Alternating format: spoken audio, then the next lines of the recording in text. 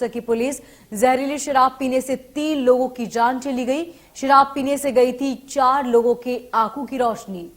Maharajpura police कर रही पूरे मामले की जांच। ये बड़ी और अहम जानकारी आपको बता दें, जहां शराब पीने से 4 लोगों की मौत हो गई। आपको बता दें, इससे पहले भी शराब पीने से लोगों की आंखों की रोशनी चली गई थी। ये बड़ी और अहम जानकारी ग्वालियर से, जहां पर जहरीली शराब पीने से लोगों की मौत हुई और 1 हफ्ते बाद भी आरोपियों तक नहीं पहुंच सकी पुलिस। तो 3 लोगों की जहरीली शराब पीने से मौत हो गई है। ये बड़ी जानकारी। और इस खबर पर ज्यादा जानकारी के लिए ग्वालियर से हमारे संवाददाता चेतन सेठ हमारे साथ जुड़ चुके हैं।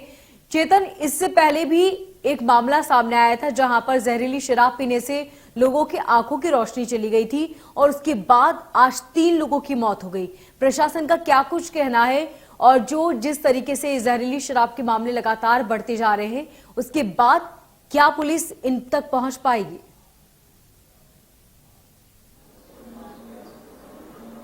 देखिए मोनिका, जिस तरह से ग्वालियर में जहरीली शराब कांड का जब मामला सामने आया था, भाई दूज के दिन करीब 5-6 लोगों ने एक साथ बैठकर शराब पी थी, जिनमें 2 दिन बाद ही 3 लोगों की मौत हो गई और 4 लोगों की आंखों की रोशनी भी इनमें से गई है। लेकिन पुलिस की अब जांच पर यहाँ पर सवालिया निशान खड़े होते हैं। जब पुलिस की विसरा की रिपोर्ट आई थी, उसमें स्पष्ट हो गया कि इन लोगों की मौत हुई है वो शराब के कारण हुई है, लेकिन उसके बावजूद भी शराब बेचने वालों पर पुलिस की कार्रवाई जो है ठंडी पड़ गई। पुलिस को स्पष्ट हो गया है कि जिन लोगों ने शराब ली थी वो देसी शराब की दुकान, सरकारी दुकान से उन्होंने शराब ली थी। वहां पर शराब कैसे पहुंची, किन लोगों की साठगांठ है, क्या कोई अधिकारियों की साठगांठ है या कोई शराब माफिया या शराब ठेकेदार, इसको लेकर जो जांच होनी थी वो पुलिस की ठंडे बस्ते में चली गई और लगभग 1 सप्ताह बीत गया है और 1 सप्ताह के बावजूद भी पुलिस ने इन पर अब तक कोई कार्रवाई नहीं की। फिलहाल विसरा रिपोर्ट आ गई और उसमें स्पष्ट हो गया है कि इनकी जहरीली शराब कांड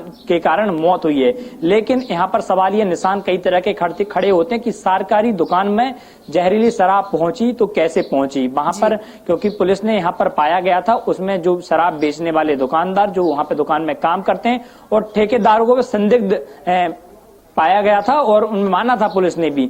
लेकिन अब 1 सप्ताह के बावजूद भी उन पर कार्रवाई नहीं की गई और ठंडे बस्ते में कार्रवाई चली गई। तो कहीं ना कहीं अब पुलिस की कार्रवाई पर सवालिया निशान खड़े होते हैं। कहीं ना कहीं अब जो देखा जा रहा है, सूत्रों की जो जानकारी मिली है उससे जाहिर हो रहा है कि कहीं ना कहीं राजनीतिक दबाव है और उसके कारण पुलिस इन माफियाओं के खिलाफ कोई कार्रवाई नहीं कर पा रही। इसी के खिलाफ पुलिस ने कार्रवाई नहीं की कि वो शराब वहां पर पहुंची तो साज के दुकान पर शराब कैसे बेची गई, क्योंकि कई तरह के सवालिया निशान खड़े होते हैं और पुलिस को संदिग्ध घेरे में लेते हैं। जी बिल्कुल चेतन, आपने जो सवाल किए वो जाहिर वाजिब है, क्योंकि इस तरीके से अब पुलिस को बहुत सख्त कदम